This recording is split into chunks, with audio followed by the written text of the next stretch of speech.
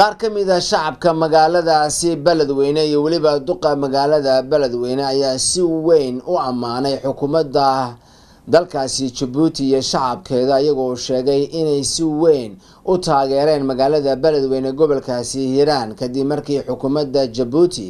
ay daawo deeqa gaarsiisay magaalada Beledweyne taasoo ay sheegeen in si weyn ay xilligan ugu baahnayeen dawooyinkaasi kadib markii dhawaantan cudurka shimbiyoodka uu ka dilaacay magaalada Beledweyne.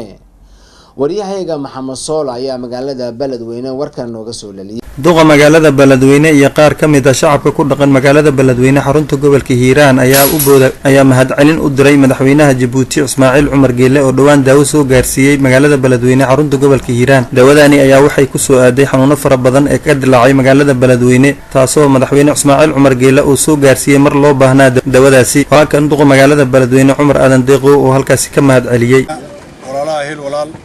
Kornel Ismaan iyo Kornel Maxamed waxaan idin la joogo maanta halkan oo sisterka ama sister 4 ayaba madax ka ah runaantii waa kaalmadii shanaad oo la soo gaarsiiyay madaxweynaha laga soo bilaabo 2002 markaas oo aysan dawladna ka jirin waagaas halkan oo tan mid ka daran si haysato runtii madaxweyne Ismaaciil Cumar Geele oo mahadcelinaa had iyo jeer sida fikradda goolida oo Hiiraan ugu haayo reer Hiiraan ma taqaanaa ma haddaas kulay taariikhdooda caloosha ay ugu qoran tahay waxaan ugu mahadcelinayaa mar labaad madaxweynaha reer Djibouti ee walaalaha nahay ee ugu soo dawacay madaxweynaha Ismaaciil Cumar Geele hogaaminayo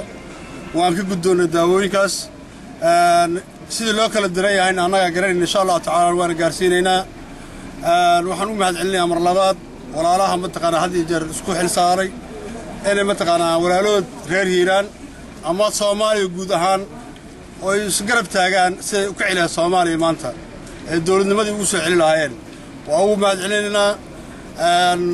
kolleey jazakallahu khayran leenahay ilaahay ajri khayr ha ka siiyo madaxweyne Ismaaciil Cumar Geele. sidoo kale qaar ka mid ah shacabka ku dhaqan magaalada Beledweyne sidoo kale u mahadceliyay madaxweyne Ismaaciil Cumar Geele.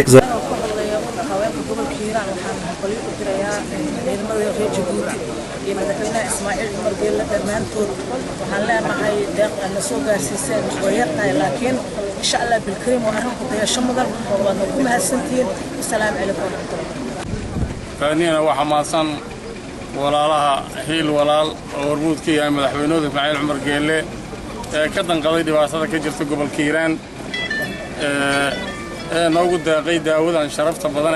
oo aan leenahay xilli gobolka u baahan yahay oo shambiyadu uu ka jiro degmooyinkiisa ayay ku soo beegantay ma aha tan oo kaliya siday noo sheegeen saraakiisha sare hiil walaal hore waxay u keenin jireen raashin waxay u keenin jireen hadii la gor xilliga abaaraha oo kaleeto cuntooyin kala duwan wax kasta ay keenin jireen waxaan leenahay yeysan noqon intii ugu dambeysay oo halkooda ha ka sii wadaano hore u sii wadaano annagoo ku hadlayna odayaasha dhaqankana waa soo dhaweynaynaa waana u hambalyeynaa madaxweynaha qaaliga ah dardaaranka ay saraakiisha hiil walaalada dhammaan maamulka waxaan leenahay daawadaasi meel kale yeena aadina meelay ku habooneed ha aado insha Allah taala cidii loo baahnaa hal gaarsiyo wabillahi tawfiiq. Assalaamu calaykum wa rahmatullahi wa barakaatuh. Maxamed TV-ga caalamiga ee waa beri Beledweyne.